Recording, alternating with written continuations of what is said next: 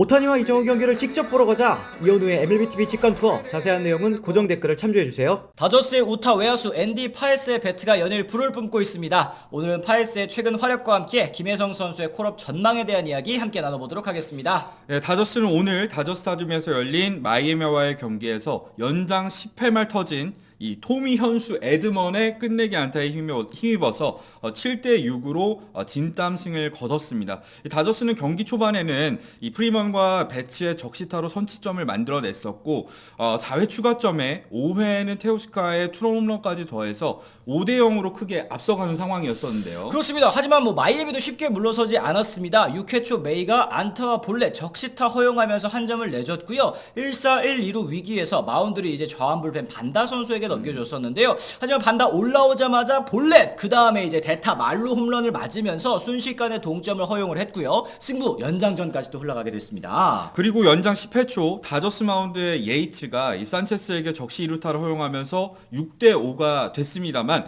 이 다저스는 다음 이닝 파이스의 볼넷과 킥에 조금 어설프긴 하지만 이 보내기 번트가 있었고요. 그 이후에 에드먼의 2타점 끝내기 안타를 통해서 역전승을 거둘 수가 있었습니다. 그렇습니다. 이 1-4-2-3루에서 1루가 비어 있었습니다만 이 에드먼을 거르면 이 오타니와 승부해야 되는 상황이었죠. 이 다저스 벤치가 앞서 키케 선수에게 보내기 번트를 지시한 작전이 성공으로 또 돌아간 셈이었다고 볼 수 있을 텐데 이달 승리로 다저스 같은 경우에는 3연승과 함께 19승 10패 오늘 경기가 없었었던 지구 선두 샌프란시스코와 이제 또 동률을 이뤘습니다. 네, 최근 선발진에 이 스넬과 글래스나우 등 부상자가 연이어서 또 발생을 했고요. 이 타선도 잠시 슬럼프를 맞으면서 위기론에 빠지기로 했었던 다저스가 살아난 데에는 이 선수의 활약 빼놓을 수가 없을 것 같습니다.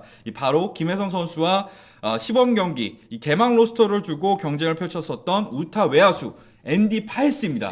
그렇습니다. 이 파에스 선수 2000년생 쿠바 출신, 올해 24살의 우타 외야수인데요. 지난해 메이저리그에 데뷔해서 타율 2할 4푼 8리, 13홈런에 46타점, OPS 0.712를 기록하면서 무난한 데뷔 시즌을 또 보냈고요. 특히 좌완 상대로 강한 모습을 보여주면서 그 쓰임새를 또 인정을 받았습니다. 올 시즌을 앞두고 파에스 선수 시범 경기, 김혜성 선수 그리고 이제 제임스 아웃맨을 밀어내고 개막 로스터 한 자리를 차지할 수가 있었습니다만 이 개막 첫 한 달 동안 파에스 가 보여준 모습은 실망도 그 자체였죠. 그리고 타격뿐만 아니라 이 수비에서도 불안한 모습을 자주 노출을 하면서 파에스를 마이너리그로 내리라는 현지 언론의 비판 그리고 국내 언론들의 비판에 시달렸었는데요. 파에스의 지난 15일까지 성적을 살펴보면 그럴만합니다.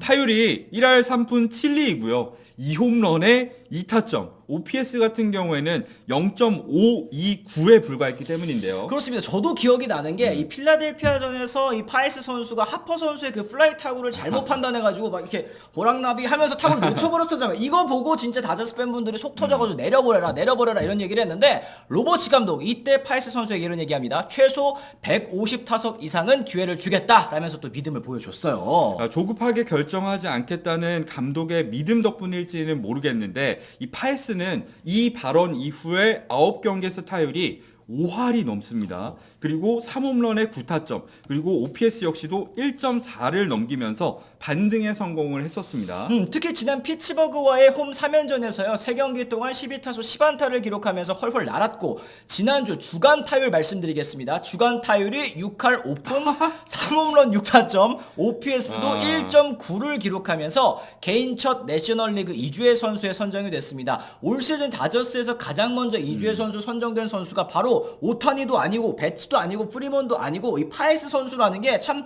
놀랍습니다. 그죠? 그렇죠. 이 오늘 경기에서도 파에스 같은 경우에는 이 4타수에 1안타 1볼넷으로 2득점을 기록을 했고요. 그러면서 시즌 타율은 2할 7푼 6리로 지금 껑충 뛰어오른 상황이고요. OPS 역시도 0.851로 이 다저스 팀 내로 따졌을 때는 오타니와 테오스카에 이은 팀 내 3위가 됐습니다. 그렇습니다. 이 파이스 선수 최근 반등의 이유로 시즌 시작부터 타격감은 좋았지만 이제야 타구가 야수 없는 곳으로 가면서 결과가 좋아지고 있다라고 얘기를 했습니다. 이어서 결과가 나올 거라고 믿고 있었고 소극적인 접근은 내 커리어를 돌아봤을 때 도움이 되지 않았다. 존에 들어오는 공을 공격적으로 때려내야 된다는 것을 느꼈다라고 얘기를 했는데 이 성적에 비해서는 굉장히 좀 의연한 척을 지금 좀 하고 있는 느낌도 들어요. 이 녀석 지금 자신감이 붙었는데 라는 생각도 들고 들고요. 로버츠 감독 역시도 이 기술적인 부분보다는 이 정신적인 부분에서 반등의 원인을 찾고 싶다라고 얘기를 했는데 깔때기죠 뭐. 본인의 이 인터뷰 때문에 이 파이스가 살아났다는 얘기를 하고 싶은 것 같은데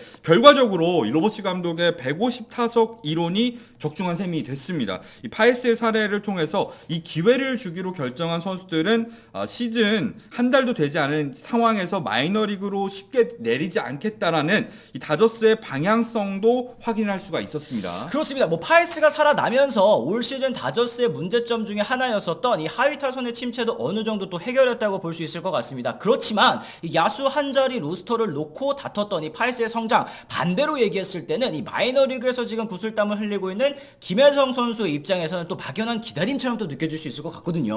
김혜성 선수는 올해 트리플 A에서 타율은 2할 오픈 1위, 4홈런에 17타점, OPS는 0.779를 기록을 하고 있습니다. 이 최근 3경기 동안 12타수 2안타로 주춤하면서 성적이 많이 내려가긴 했지만 특히 타율이 많이 내려가긴 했어요. 하지만 홈런 4개를 때려내면서 이 확실히 바뀐 타격 폼에 적응하면서 기대 이상의 장타 능력을 보여주고 있다는 점은 굉장히 고무적이라고 할 수 있겠습니다. 뭐 수비 측면에서도 이루수와 유격수, 중견수까지 다양한 포지션을 계속 소화하고 있습니다. 슈퍼 유틸리티로서의 준비를 착실히 해나가고 있는 그런 상황인데요. 더불어 지금 12개의 도루를 기록하면서 퍼시픽 코스트 리그 도루 부문 공동 2위에 또 이름을 올리고 있습니다. 다저스가 사실 김혜성 선수를 영입했을 때 기대했던 스피드와 포지션 다양성 측면에서는 팀이 원하는 모습을 지금 뭐 마이너리그에서나마 보여주고 있다라고 말씀드릴 수는 있겠어요. 하지만 지금 당장 김혜성 선수가 메이저리그에 콜업될 가능성은 이 빅리그 로스터 내에서 야수 부상자가 나오지 않는 한 쉽지 않아 보이긴 합니다.